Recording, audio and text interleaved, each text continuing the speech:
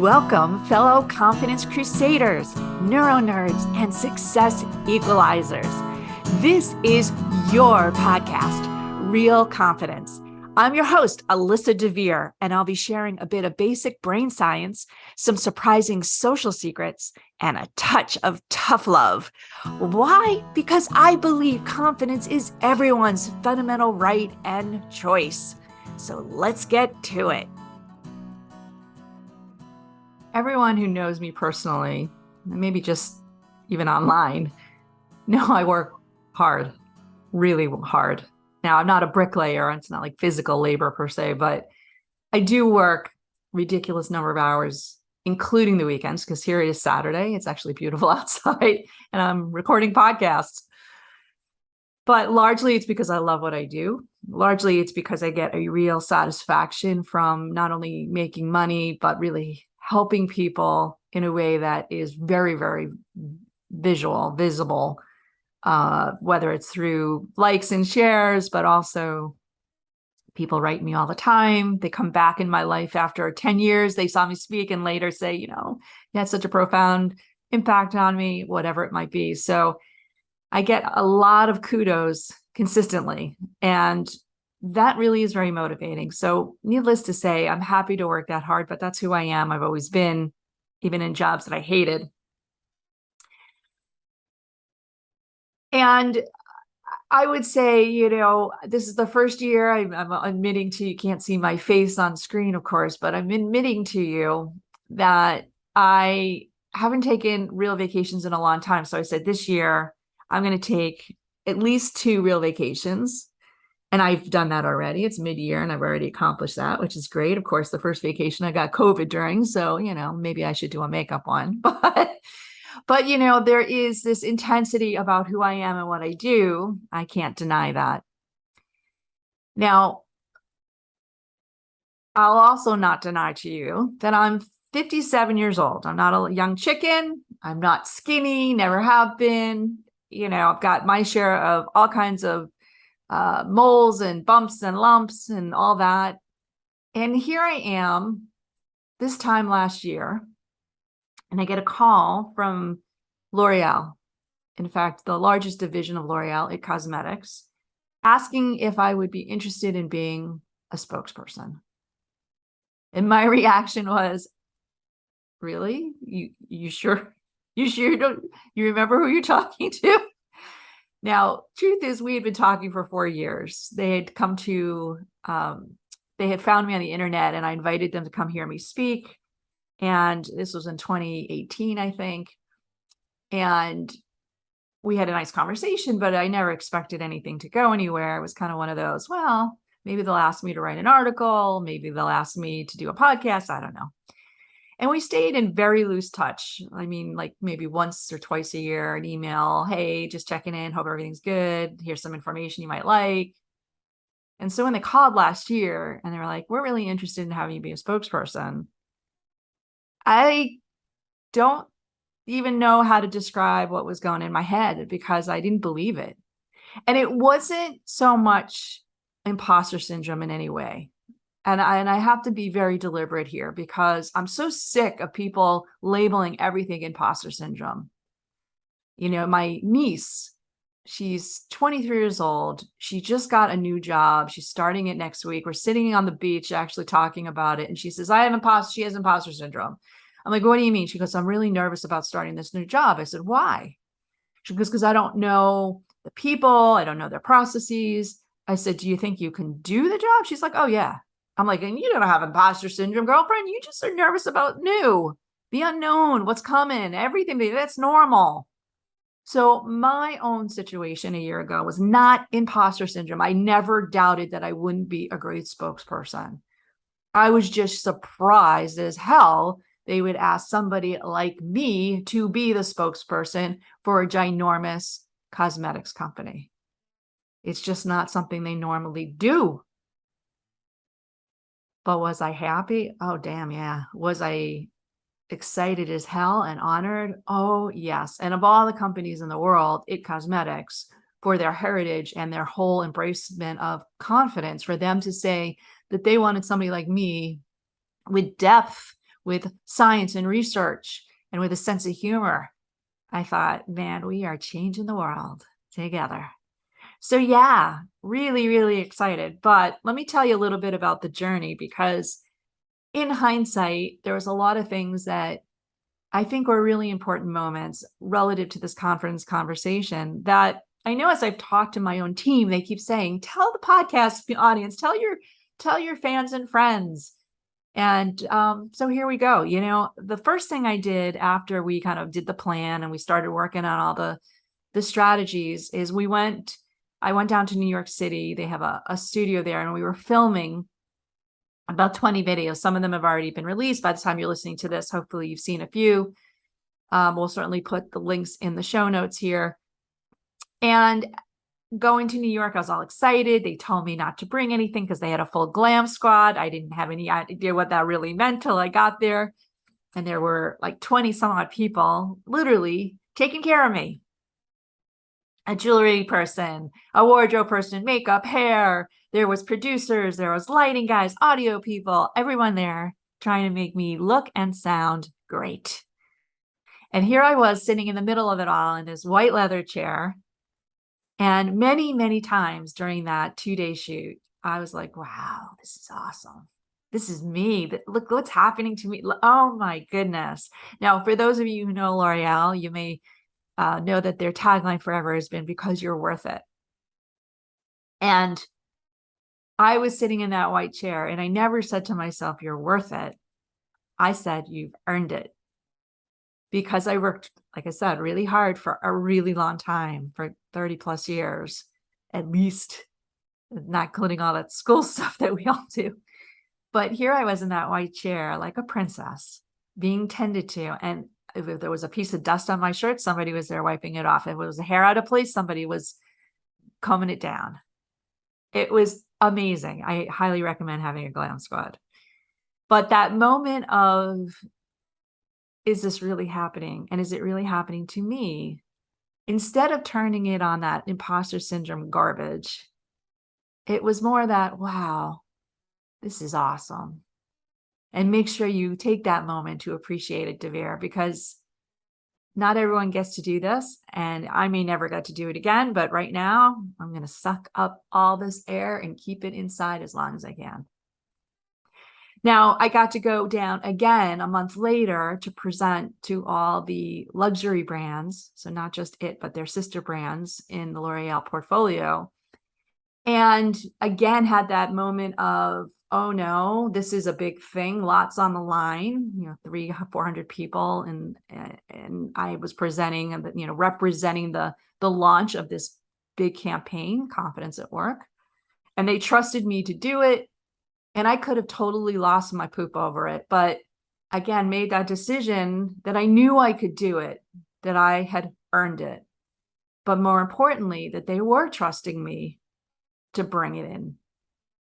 And the presentation, I admit, I often, when I come back from a presentation, my husband, Jeff, says to me, like, how did it go? And I'll say, a scale of 1 to 10, it was a 7. And he's like, what was missing? What could you have done better? And we always do a debrief like that. This one, I came home. He said, how was it? I said, it was an 11. Anyone who's a Spinal Tap fan, don't fall off your chair. It was an 11. And there was a flow, a level of flow that I had never experienced. I always get into flow when I present. It's like the world literally stops and I got it by its tail and it's awesome. But this one was just a whole different level. I was so in the lane, connecting with the audience, feeling comfortable. I could have been there for hours and hours, but I, again, came in even early on my time because I just had that sense of absolute confidence, coolness, and control. I called my friend who's an expert in this space, Miss Aiden Miller. If you haven't heard that podcast, definitely check it out. She's amazing. And I said, Aiden, we got to decompose this. Like, what was it that got me in that space? Because I want to be there again.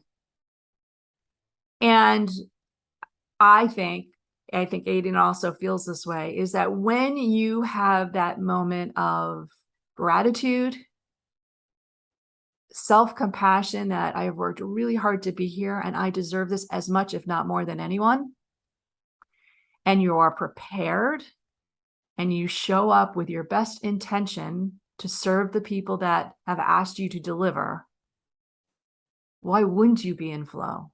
Why wouldn't you be in the best of all possible states? So I want to give you a couple of takeaways on this, not so much to-dos, but takeaways that I want you to embrace and think about for your own lives. Because if I can do it, being 57 kind of fat, anyone can. We'll be right back. This podcast was sponsored by the American Confidence Institute. ACI trains smart, hardworking people how to use basic brain science to more effectively coach themselves and others. ACI is endorsed by top universities, the Strategic HR Management Association, and International Coaching Federation. Learn more about ACI's uniquely empowering keynotes, workshops, e-classes, and coaching certification at www.americanconfidenceinstitute.com. All right, here we go. Some takeaways from my own experience of the L'Oreal It Cosmetics journey. And there's 3 that I'm going to put in your brain. And, when I do presentations, I talk about mind shifts. These are kind of mind shifts as well, but they're very specific to this kind of experience where the stakes are high. You really are having that moment of self-doubt. And the first thing I want you to recognize is if you feel in your heart, in your belly, that you are competent, that you can do what you're being asked to do, that you need to do, that you want to do, a presentation, a project, a competition, whatever it is, that you're like, I'm as good as anyone else and I can get this done. If you really feel that, then it is not imposter syndrome. It is not. And don't let it be. Don't let anyone else tell you that you're not as good as you think you are. You are. Now, the flip side of that's true as well. Don't be overconfident and cocky and obnoxious without good reason to say, you know what, I have worked really hard to do this thing. I am as prepared as I can be, and I am really psyched to do this thing. If you are in that space, that's not imposter syndrome. So knock it off. What it is that you're about to do something that's new, that's different, that's important. And those are good things. Use that energy, use that positive, what we call peak anxiety, to fuel your adrenaline, to fuel your presence. And that is what gets you into that state of hyper flow. Number 2, the second takeaway, something new that makes your nervous system, that makes that amygdala go off and ring is good. It's good. It's a way for your brain and your body saying, hey, slow down a minute. This isn't routine. This isn't the way things were yesterday or what you've done in the past. So pay attention and adjust accordingly. If you think you're going to give another presentation for the 150th time and you don't do the research on the audience, you don't think about how this one could be a little bit different and prepare yourself, shame on you. How many presenters do that? If you walk into a meeting saying to yourself, I've done 100 meetings already this month, why is this one any different? And you don't really think about it, let alone do any preparation for it, shame on you. So yes, new causes amygdala moments to scream at us saying, pay attention, there's something different happening or about to happen. And you need to know a little bit more than what you've done in the past, or at least see if there's a little bit more to know than a little bit in the past.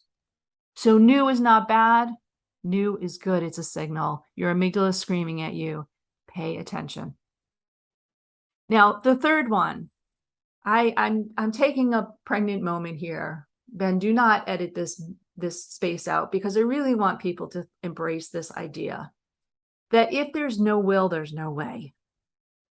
If you really don't want to do something, I would go so far to say that it may not be possible. But the converse is also true. The converse is this, that while I don't think everything is possible, you have to be abled in some way. In other words, have maybe time, money, energy, contacts, connections, whatever. many, many things are possible in our own respective lives. And so if there is a true will, if it's something that you really want, something that you have thought about to the point where you say, this is why I want it, that I am willing to work for it, that I'm willing to put in the time to figure out how to get it done. Maureen Forleo would say everything's figure outable.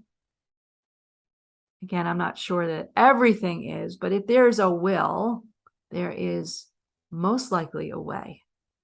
So if you're not feeling confident in that moment, again, you're asked to do something and you're freaking out because you're like, I can't do that presentation. I can't do that project. I can't go to that meeting. I can't, whatever it is. Check in with yourself. Is it because it's new and you're worried that you just don't have enough information about what to do differently or what to do in general because it's just new and foreign to you? Or is it something you really don't want to do? And if you don't want to do it, be honest with yourself. Why? At the core of not wanting to do something, maybe it doesn't align with my values. I don't want to do that thing. I don't want to go to that concert. I don't want to hang out with those people. I don't like them.